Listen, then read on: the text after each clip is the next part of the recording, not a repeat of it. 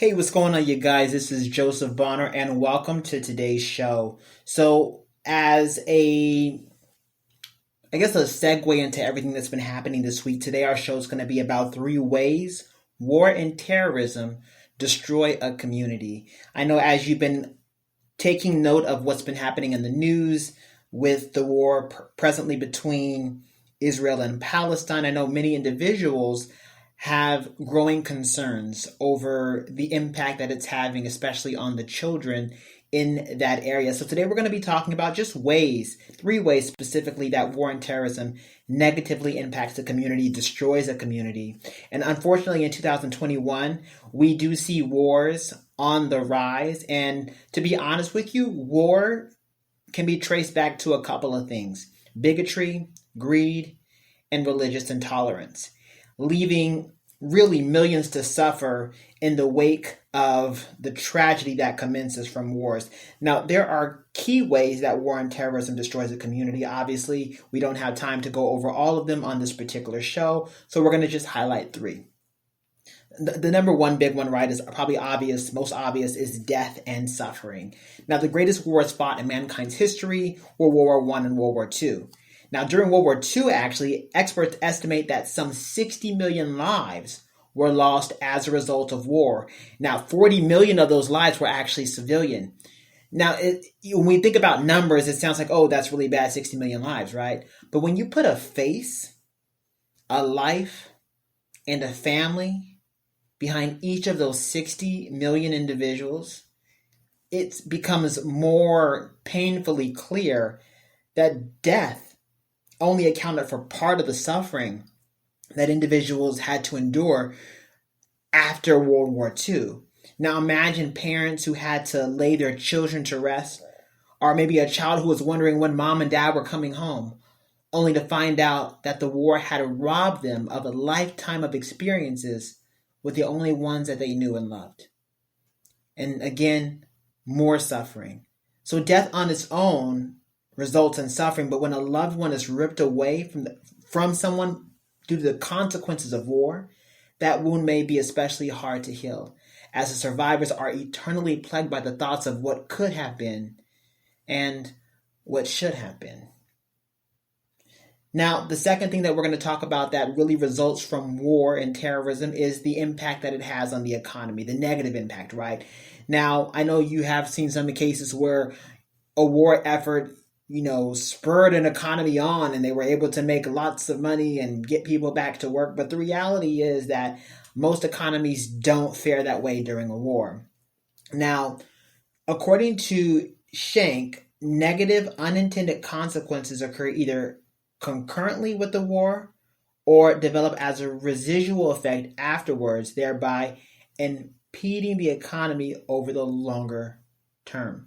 So in other words, what that means is that because of war, an economy will obviously be initially impacted, but also will suffer consequences even years to come after a war. You look at the case with, World War II in Germany, how long it took Germany as a country to bounce back from World War II, in part due to, Hitler's regime and, the world really coming down on Germany as a consequence of that. Their economy was hit hard. And so, and I'm not saying that it shouldn't have been hit hard. I'm just stating facts here. So some of the things that account for the poor economy are a direct result from war, including damaged buildings, funding for community necessities being reallocated to fund the war effort. Now, water and food sources may also be damaged during a conflict, as well as education may halt altogether. Now, as a result, the economy may suffer a severe setback leading to sickness, hunger, malnourishment, and even starvation of civilians. And so the economic impact that war has on a community initially and also the long terms are severe. So what you're seeing here with the war between Israel and Palestine, this isn't new.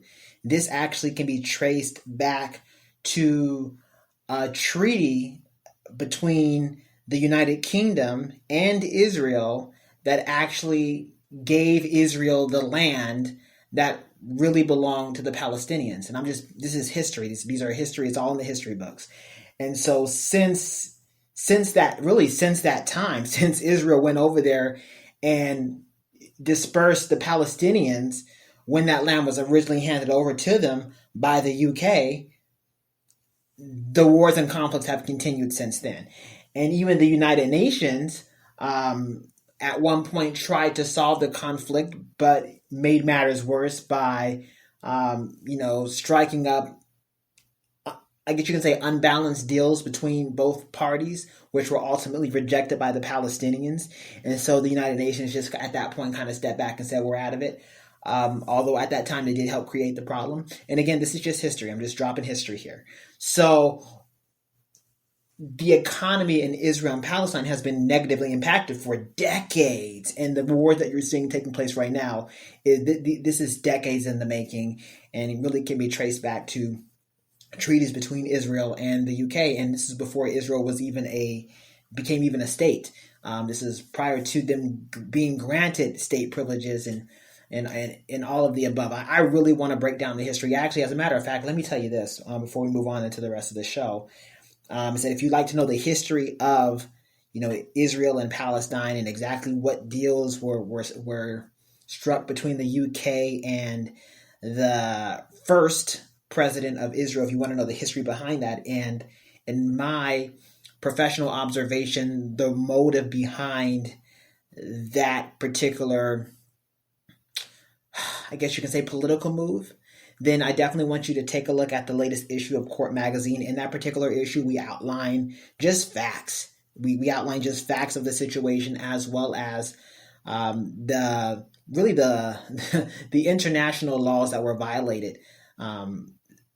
Really, honestly, quite honestly, when the UK did what they did. We're talking about international laws violated. And so you guys know how big I am on making sure that, I understand laws, and then I make sure that, that this knowledge is shared. And so we're not talking about even a political move per se that needed to be passed down between, we're talking about illegal political moves that were really against the law.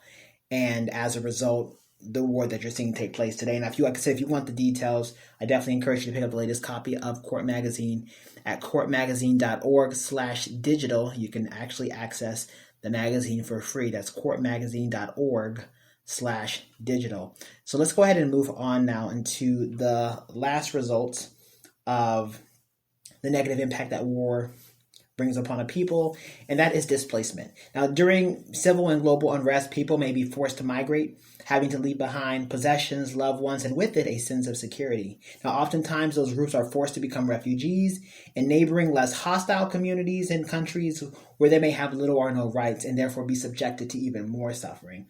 So as we see a rise, here's the point, as we see a rise in global conflict, it's important for us to reflect on the harm that war and terrorism cause on the international community, because those who fail to learn from history are doomed to repeat it.